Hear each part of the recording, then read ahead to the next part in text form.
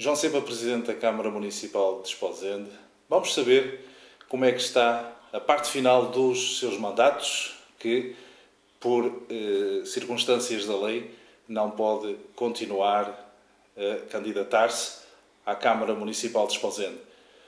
Vamos então saber como é que decorreram, o que é que realmente ficou por fazer, ou pelo menos aquilo que teria vontade de realizar, mas que não teve ou tempo ou então disponibilidade financeira devido também à fase que apanhou principalmente neste mandato. Eu, de facto, estou no final, praticamente no final do meu, também no último mandato como Presidente da Câmara de Esposende. Completei há poucos dias 13 anos como Presidente de Câmara. O balanço que se pode fazer nesta altura, que aquilo que elegi desde o início como sendo o mais importante no plano dos investimentos, aquilo que é importante para o desenvolvimento do concelho, de uma forma genérica, as coisas estão praticamente cumpridas. Também é uma verdade que este último mandato é um mandato com características muito particulares. Fomos surpreendidos, aliás, todos os portugueses acabaram por ser surpreendidos com uma conjuntura económico-financeira que veio trazer imensas limitações.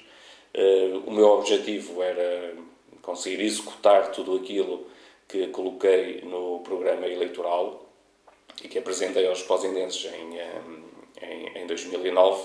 Sempre tive a preocupação de elaborar programas eleitorais a objetivos rigorosos e execuíveis.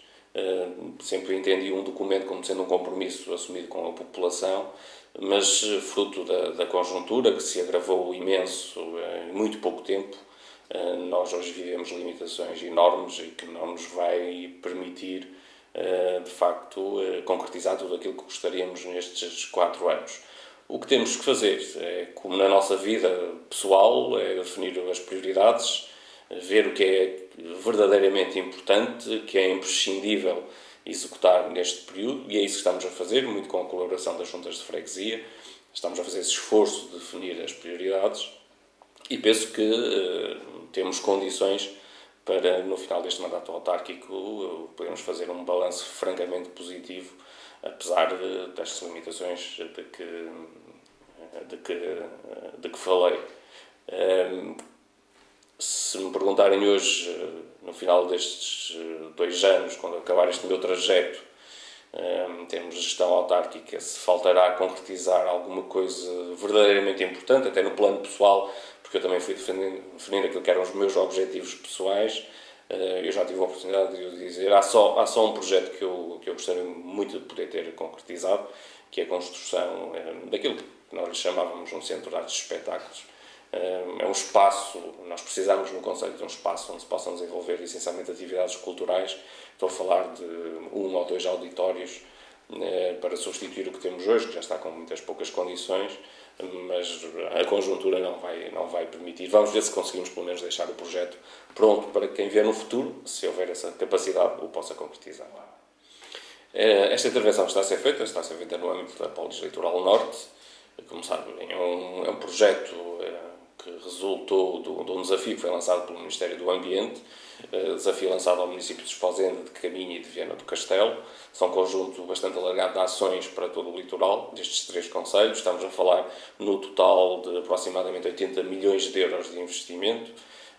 Temos já algumas ações previstas para o concelho de Esposende. Tivemos a primeira que foi concretizada, que foi a requalificação e o arranjo de todos os arruamentos interiores do Pinhal do Ofir. Ficou uma obra, na minha opinião, talvez ser suspeito a opinar sobre essa matéria, mas acho que ficou muitíssimo bem, veio valorizar bastante o espaço. E temos agora esta segunda intervenção, que nós chamamos a terceira fase de requalificação da zona ribeirinha de Esposende. É uma intervenção compreendida entre o espaço que já teve intervenção, onde se situam os edifícios de restauração, e o Forte São João Batista. É uma intervenção que visa essencialmente redefinir e requalificar toda a zona pedonal. As pessoas com certeza já tiveram a oportunidade de verificar que está a ser retirado o murete que existe no passeio, que faz a separação, faz a proteção para o rio. Aí vai nascer uma plataforma em madeira, um passadiço, que será então a zona de circulação pedonal, e hoje onde temos o atual passeio será feito o prolongamento da ciclovia, que já existe um troço muito pequeno na parte mais a sul. Portanto, não é uma intervenção tão extensa e tão pesada como foi a primeira intervenção, a primeira e a segunda fase, mas que vai valorizar bastante a marginal e vai pelo menos permitir algo que não tem sido possível, que é definir claramente aquilo que é espaço pedonal para as pessoas andarem a passear e aquilo que é a zona de circulação de bicicletas, neste caso a ciclovia. É um investimento com alguma dimensão, estamos a falar de mais de 1 milhão de euros de investimento, e que nós queremos muito, e penso que há condições para isso, que esteja concluído antes do próximo verão, de forma a que não nos traga constrangimentos e obviamente também sirva como uma mais-valia para a própria dinâmica da cidade no período de verão. Porque nós temos muito pouca informação relativamente ao projeto em si. E aquilo que eu tive a oportunidade de manifestar junto da Sra. Ministra do Ambiente foi, por um lado, a nossa preocupação e também a indignação por estar a ser desenvolvido um projeto que é certo que é no concelho vizinho, mas já muito próximo aqui do nosso litoral, sem a Câmara ter tido conhecimento prévio ou estar minimamente informado. Principalmente sabendo que todo o nosso litoral está classificado como parque natural, como área protegida, área de extrema sensibilidade, com grandes valores naturais. Portanto, nós acho que era legítimo que a Câmara fosse consultada e fosse informada sobre este projeto, que tem algum impacto, obviamente. Aliás, basta olhar para o mar, aliás, ela já é visível, a plataforma é visível, principalmente quem estiver ali na zona da Apulia consegue vê-la perfeitamente, e foi nesse sentido que nós manifestamos a nossa preocupação relativamente a este projeto. Não o pomos em causa, não estamos contra ele, até que tenhamos informação, porque nós não sabemos muito bem a que é que sabemos que se destina à produção de energia, mas não sabemos que impacto é que vai ter, quantas plataformas, para já está lá uma, mas não sabemos quantas plataformas vão ser, e acho que tínhamos o direito, e fazia sentido, que o município fosse informado, tendo em conta que está mesmo ao lado e tem toda uma área protegida, porque as pessoas não percebem, e eu também não percebo, como é que os nossos pescadores, os nossos agricultores, as atividades económicas, o turismo, têm tantos constrangimentos e tantos condicionalismos impostos pelo Instituto de Conservação da Natureza para, às vezes, fazer as coisas mais simples, e quando aqui ao lado, mesmo ao lado, se fazem projetos daquela dimensão sem terem esses condicionalismos. Isto leva-me a dizer mais uma vez que, apesar de saber que há pessoas que não gostam muito desta minha posição, mas dizer que continuo a não concordar que o Parque Natural do Litoral Norte se limite ao concelho de Esposende. Aliás, quando ele foi criado, era para ser alargado à Póvoa de Varzim e a Viana do Castelo, pelo menos. Não veio a acontecer porque também os outros municípios não mostraram grande vontade que assim fosse, e, portanto, nós estamos aqui em uma espécie de um enclave de 18 km que só tem constrangimentos, só tem limitações. As pessoas, quando querem fazer uma pequena intervenção que seja nas suas habitações, são obrigadas a pedir um parecer a técnicos que estão em Vila Real e que cobram, no mínimo, por cada parecer 250 a 300 euros. Portanto, isto é uma discriminação que está a acontecer já há muitos anos, mas, infelizmente, na altura em que eu alertei para esta questão, a Câmara Municipal ficou um pouco sozinha, isolada nesta luta, e, portanto, continuamos com esta situação.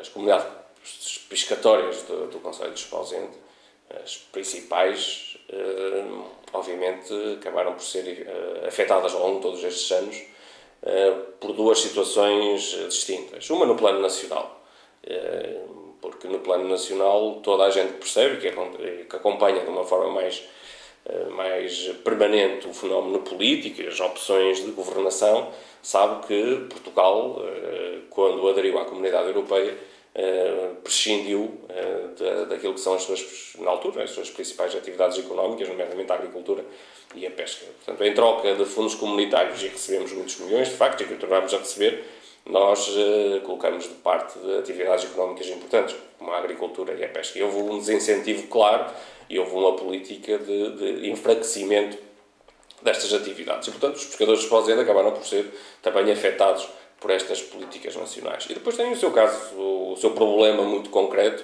que é a acessibilidade ao mar, nomeadamente aqui a partir do Rio Cávado, o velho problema da Barra do Cávado, que nunca foi resolvido. E não foi resolvido, na minha opinião, por várias razões. Não foi resolvido porque é um problema complexo, e é preciso que as pessoas tenham noção disto, porque nós temos duas questões que têm que ser resolvidas na Barra do Cávado, uma do ponto de vista ambiental e outra do ponto de vista da navegabilidade, e nem sempre as duas são compatíveis, e se calhar em determinadas alturas encontrou-se solução para a navegabilidade, mas que punha em causa a estabilidade ambiental, ou então a solução ambiental nunca resolveu o problema da navegabilidade. Portanto, do ponto de vista técnico foi sempre algo complicado de conseguir encontrar uma solução. E depois, em determinadas alturas, faltou vontade política, noutras alturas houve vontade política, mas faltou disponibilidade financeira, e depois também temos que ser claros e objetivos. Nós temos aqui uma classe pescatória importante, que tem um peso importante na economia do concelho, mas não temos das maiores classes pescatórias do país. E, portanto, a sua capacidade, ou a nossa capacidade de reivindicação junto do Governo, que é quem tem que resolver este problema, ficou sempre muito diminuída pela dimensão, no fundo, da atividade que temos aqui no concelho. E depois, as pessoas também têm que perceber outra coisa, que é, infelizmente, a política muitas vezes faz-se assim, faz-se do peso eleitoral que as comunidades têm e os concelhos têm. E temos de ter consciência, o Concelho de Esposende é um concelho que não representa sequer 80 mil votos, né? Ou 18 mil votos, peço desculpa, nem de perto nem de longe, e portanto, na hora dos vários governos, e aqui ninguém está isento de culpas, nem sequer é uma questão partidária. É óbvio que houve partidos que estiveram há mais tempo no governo, que fizeram mais promessas que não cumpriram, se calhar têm um bocadinho mais responsabilidades, mas todos que por lá passaram têm responsabilidades por nunca terem resolvido o problema da barra do Cávado, e faltou isso ao longo dos tempos. Solução técnica, vontade política e dinheiro. Se nesta altura, passados todos estes anos, da parte da Câmara e pessoalmente já se atirou a toalha ao chão, não. Até porque, no âmbito precisamente da Polis Litoral Norte, há a possibilidade de fazer uma intervenção, ou há a pretensão de fazer uma intervenção de reforço da restinga do Cávado, e entendemos nós que, ao fazer essa intervenção, podemos, em simultâneo, resolver, se não for totalmente, parcialmente, o problema da navegabilidade na Barra. Essa possibilidade ainda está em cima da mesa, estamos a desenvolver os estudos necessários. Uma das coisas que é obrigatória que se está a fazer neste momento são análises aos dragados, neste caso a areia, porque vai determinar se a areia pode ser colocada na restinga ou se tem que ser levada para alto mar. Espero que possa ser colocada na restinga, porque senão inviabiliza qualquer intervenção. Mas isto, como tudo, a esperança é a última a morrer. Vamos continuar a trabalhar, vamos continuar a batalhar, até que um dia encontremos alguém num governo, seja ele qual for, com sensibilidade e que perceba que esta intervenção é fundamental para a sobrevivência de toda uma classe que tem um peso importante na economia local. Eu entendo que, do ponto de vista dos equipamentos esportivos, o Concelho está muito bem dotado. Nós não temos, ou não cometemos, na minha opinião, o erro de outros concelhos que se endividaram largamente para construírem dezenas de campos de futebol relevados. Porque aqui há duas questões. Há a questão do custo da construção e há algo em que eu acho que a maior parte das pessoas ainda não percebeu ou ainda não teve isso em consideração, que é o custo depois da manutenção e do funcionamento destes equipamentos. Porque não tínhamos dúvidas, já começamos a ter alguns exemplos a nível nacional, que algumas ou muitas das coisas que se andaram a construir nos últimos anos, estou a falar de equipamentos, quer no plano desportivo, quer noutro plano qualquer, a tendência vai ser para começar a fechar portas, porque o dinheiro não vai chegar sequer para os ter em funcionamento e para os manter com o mínimo de condições. Ainda há dias ouvimos na comunicação social que uma Câmara não muito distante daqui fechou uma piscina municipal com 5 anos, custou uns milhões de euros, porque já não tem capacidade financeira para ter a funcionar. No que diz respeito aos campos relevados, eu de facto já disse que se voltasse atrás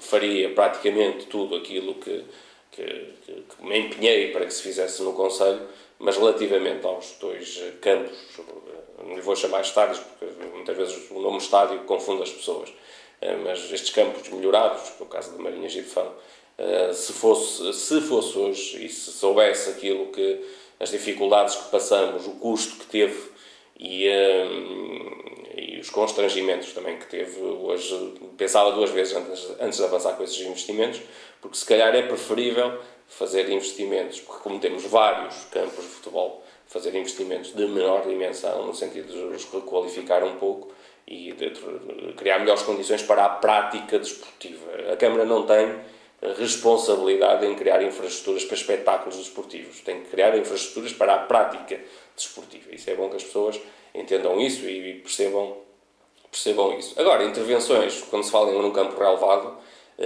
e nós agora vivemos uma era em que se tornou moda, em que os relevados têm que ser relevados sintéticos. Parece que os relevados naturais deixaram de ter qualidade. Agora, já quando os clubes, os dirigentes falam, já só falam em sintéticos.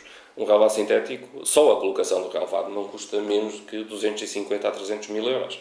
Nos tempos que se vivem, com as dificuldades que vivemos, com a necessidade de andar a cortar em tudo e em mais alguma coisa, são investimentos perfeitamente discutíveis no tempo, principalmente. Não vou pôr em causa a utilidade, mas no tempo são perfeitamente discutíveis. E também já agora, eu não gosto de ser pessimista, eu gosto de ser otimista, mas se ainda há pessoas, nomeadamente dirigentes desportivos, e que com um sonho ou com a ambição de criarem ou de construírem mais estádios relevados, com as condições que parece que toda a gente quer ter, tem que começar a tomar consciência que esse tempo passou. Aliás, passou para em todos os domínios. O tempo dos médios grandes investimentos terminou.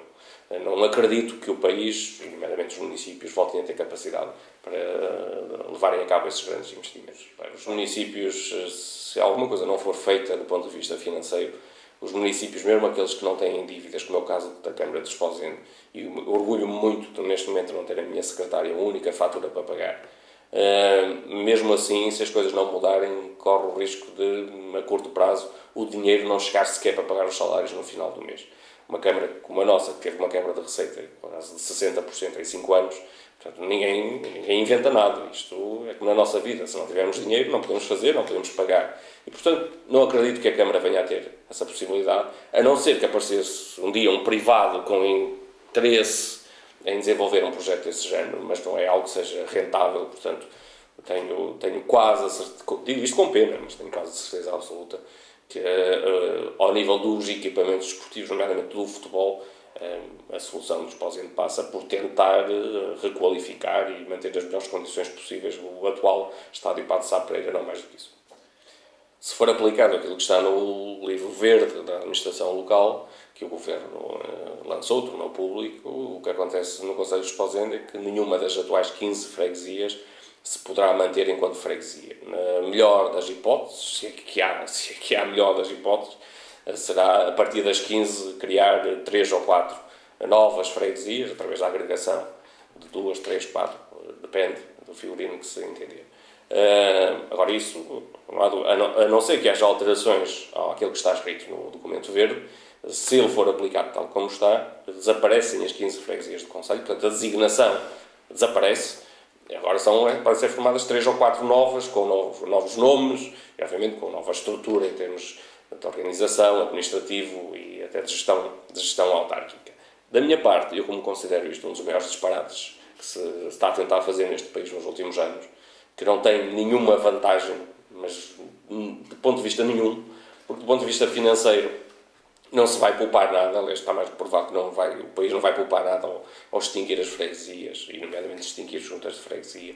As populações vão ser muito afetadas, porque até nestas zonas de litoral, teoricamente um bocado mais desenvolvidas e mais com maior população, com mais população, o papel das juntas de freguesia é fundamental. Os senhores que estão em Lisboa não fazem ideia o que é que um idoso qualquer uma das nossas freguesias faz quando recebe, sei lá, uma carta das finanças. A primeira coisa que ele faz é pegar na carta e vai ao Presidente da Junta para lhe explicar o que é que tem que fazer, o que é que está em causa. Os Presidentes da Junta são procurados para resolver tudo e mais alguma coisa, mas é esse o papel deles junto das populações. E ao retirar-se esse órgão das freguesias, ou tentar-se ganhar escala, vai-se perder essa proximidade. Assim, há um conjunto de medidas que estão anunciadas pelo Governo e que algumas já vão ser implementadas em 2012 e estão previstas na Lei do Orçamento de Estado. Outras prevê-se que venham a ser implementadas daquilo que está anunciado, nós já sofremos as consequências financeiras. A Câmara, nos 2 últimos anos, vamos já para o 3º ano, com cortes significativos nas transferências do Orçamento do Estado. Estamos a falar de muitas centenas de milhares de euros, que nos criaram problemas, já vem problemas no sentido de nos impedirem de avançar com muitas das coisas que gostaríamos de concretizar. Depois haverá implicações ao nível das chefias, que também terá consequências para a Câmara de Esposende. Esposende só poderá ter 3 divisões, ou 3, isto ainda não está bem explicado. Sabemos que a Câmara só vai poder ter 3 chefes de divisão, mas ainda ninguém disse que se isso implica que só tenha 3 divisões, ou se pode ter mais divisões e ter coordenadores. Portanto, ainda está por esclarecer, e agora tem que ser a Assembleia da República e o Governo a legislar nesse sentido. Portanto, isso vai ter impacto na Câmara. Ao nível dos funcionários, não vai ter, porque isto que o Governo agora está a impor aos municípios, nós já vimos fazendo há alguns anos. E a Câmara de Esposende foi a Câmara que mais reduziu o número de funcionários nos últimos anos, pelo menos na região norte, foi a Câmara que mais reduziu o número de funcionários, e é a Câmara que neste momento, na região norte, e não tenho a certeza, mas se não for a nível do país, estará logo ali nos primeiros lugares, é a Câmara que menos funcionários tem por habitante. Portanto, estas medidas vão ser impostas pelo Governo, e por aquilo que sei, será só às autarquias que não reduziram o número de funcionários nos últimos anos. Para nós não vai ter qualquer impacto. Nós não precisamos que os tais senhores de Lisboa tomem decisões e legislem sobre a forma como devemos gerir a Câmara Municipal, e, portanto, aquilo que eles estão agora a decidir nós já fizemos há muito tempo. Eu tenho dito muitas vezes nos últimos tempos que eu ainda vou conseguir passar entre os pingos da chuva. Eu estou há 2 anos de me ir embora, menos de 2 anos agora, e acho que nestes 2 anos, com algum sacrifício, com algum esforço, com muita capacidade de gerir ao cêntimo, ainda vou conseguir passar ao lado dessas medidas tão drásticas. Agora, eu volto a dizer aquilo que eu disse há pouco. Se as coisas não mudarem, quando as coisas mudarem, se o Governo não repensar a lei das finanças locais, se a Câmara não vai ter sequer dinheiro para pagar salários, obviamente não vai ter dinheiro para fazer mais nada. E pode estar em causa tudo aquilo que tem vindo a fazer ao longo do tempo. Infelizmente, nós já temos suspendido alguns projetos, algumas atividades que tínhamos, porque o dinheiro não chega para tudo. E eu quero, no dia em que sair da Câmara, quero sair de cabeça levantada, não quero deixar nenhuma herança pesada do ponto de vista financeiro a quem me vier a suceder. Agora, alguma coisa tem que ser feita, porque as pessoas, não sei se terão essa noção, mas das 4 principais receitas da Câmara Municipal, que representam 90% do dinheiro que entra na Câmara Municipal, 3 delas estão diretamente associadas, ou direta ou indiretamente associadas à atividade imobiliária. E a atividade imobiliária, toda a gente sabe que está nas ruas da amargura, não se perspectiva que venha a melhorar, nem sequer há uma luz ao fundo do túnel, e se houver, deve ser o comboio que vem em sentido contrário. E, portanto, se isto não for mudado, se as câmaras continuarem a depender tanto do ponto de vista das receitas da atividade imobiliária, os tempos que aí venham vão ser muito difíceis, e ninguém pode garantir que vai ter condições financeiras para continuar a desenvolver os projetos que desenvolve, nomeadamente nessas áreas que referiu, do apoio à terceira idade, à infância, etc. Das câmaras municipais, no fundo, protocolarem com o Governo e criarem essas equipas permanentes. Nós, até à data, ainda não tivemos propriamente necessidade extrema de as criar, mas se as coisas assim continuam, porque para os próprios bombeiros, as corporações, principalmente os voluntários, também têm sofrido cortes significativos do ponto de vista do apoio financeiro do Estado, e um dia destes vão começar a ter dificuldades em desenvolver a sua atividade, e os municípios, como responsáveis principais da proteção civil, a nível concelhio, vão acabar por ter que assumir responsabilidades que hoje não têm. E também, como há permanentemente uma postura de Lisboa de empurrar os problemas para os outros, para os municípios, para resolverem e para assumirem encargos, não tenho grande dúvida que isso vai acabar por acontecer, mas obviamente nessa altura temos que analisar a situação. Para já penso que também fruto da boa gestão que as nossas corporações de bombeiros têm tido ao longo dos anos, as coisas têm-se aguentando, mas não sei o que é que vai acontecer de futuro. Aquilo que posso assumir é que nós, dentro das nossas possibilidades, se formos chamados a apoiar mais do que aquilo que temos apoiado, não teremos alternativa, porque se há algo que é imprescindível em qualquer conselho é a proteção civil, obviamente, as pessoas não podem ficar sem socorro e sem o apoio, neste caso, das corporações de bombeiros. Eu costumo dizer que a importância, ou o orgulho que sentimos pela execução dos projetos e das obras não é diretamente proporcional ao investimento. Às vezes uma obra de grande dimensão, até do ponto de vista pessoal, não nos dá tanto gozo como às vezes obras de mais pequena dimensão. Agora, felizmente há vários investimentos que foram feitos no concelho, em todas as freguesias, que me deixam particularmente orgulhoso, principalmente de ver a aceitação que tiveram por parte das populações, a utilidade que têm para as populações. É inquestionável que nos sentimos orgulhosos me sinto orgulhoso quando vou a um equipamento educativo com qualidade, quer que tenha sido construído de raiz ou que tenha sido requalificado, quando vou a um equipamento social e vejo as excelentes condições em que estão os nossos idosos, as nossas crianças, no plano da rede viária, no plano dos equipamentos culturais e desportivos. Portanto, todos os projetos tiveram a sua importância. Agora, há duas intervenções, isto não desvalorizando de forma alguma todas as outras que foram feitas, pelo contrário, como digo, reitero, orgulho-me muito de todas elas, mas já há duas intervenções que, pelo trabalho que me deram, pela luta de anos e anos a fio, de muitos quilómetros feitos a correr para Lisboa, a implorar o apoio de vários governos, me deram uma satisfação especial. Estou a falar, obviamente, da requalificação da zona ribeirinha de Esposende e também da requalificação da frente marítima da Apulia. Foram dois investimentos consideráveis do ponto de vista financeiro, mas a maior dificuldade foi em conseguir que um dia um membro do governo tivesse sensibilidade e disponibilidade para nos apoiar, e foi uma luta muito intensa, e que quando assim quando as coisas são muito difíceis, quando as conseguimos concretizar, tem sempre um sabor especial. Mas orgulho-me de tudo aquilo que fiz no concelho, e tenho pena de não ter a possibilidade de fazer tudo aquilo que gostaria, mas isso também nunca é possível, a gente nunca consegue fazer tudo aquilo que gostaria. Fui claramente um presidente diferente para o bem e para o mal. Eu acho que tenho algumas qualidades, tenho alguns defeitos também, como qualquer ser humano. Há coisas que podia ter feito melhor, coisas que podia ter feito pior, se calhar, podia ter sido diferente enquanto personalidade. Sei que há críticas que as pessoas me fazem com legitimidade, há muitas que me fazem, acho injustamente, mas algumas que me fazem com justiça, pelo facto de eu não ser uma pessoa muito presente no espaço público, não andar muito na rua, é uma crítica que me fazem, que eu assumo, mas também é porque eu gosto de falar com as pessoas, gosto de contactar com as pessoas, mas não tenho muito feitio de andar na rua, prefiro estar a trabalhar, e há muito trabalho que as pessoas não têm noção e não veem que o Presidente de Câmara tem que fazer.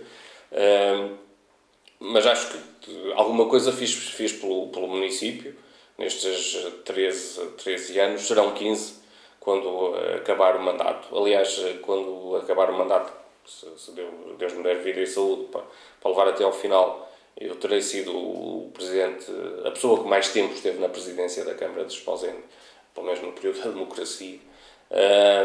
Mas acho que sim, acho que se fizeram algumas coisas, como dizia, umas boas, outras más, mas saio, se nada extraordinário acontecer nos próximos 10 anos, saio com a consciência tranquila de ter feito o meu melhor, aquilo que podia e que sabia, com a ajuda de muita gente.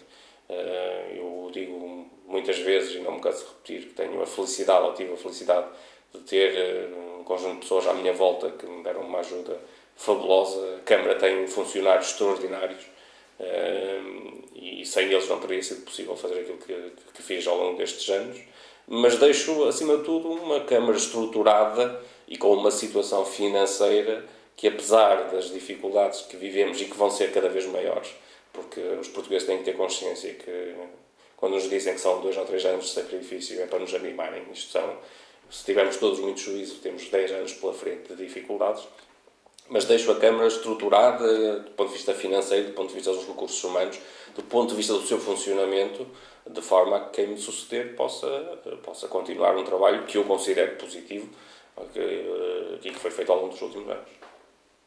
E foram as palavras de João Cepa, Presidente da Câmara Municipal de Esposende, na primeira entrevista dada à Esposende Serviços TV. Esperemos e de certeza que mais vezes iremos falar. Vamos aqui marcar encontro até uma próxima oportunidade. Mais uma vez agradecendo ao João Cepa, como Presidente da Câmara, ter-se disponibilizado para falar sobre, em traços gerais, sobre o seu mandato e esperar que até ao final tudo corra pelo melhor, porque correndo pelo melhor é melhor para Esposende.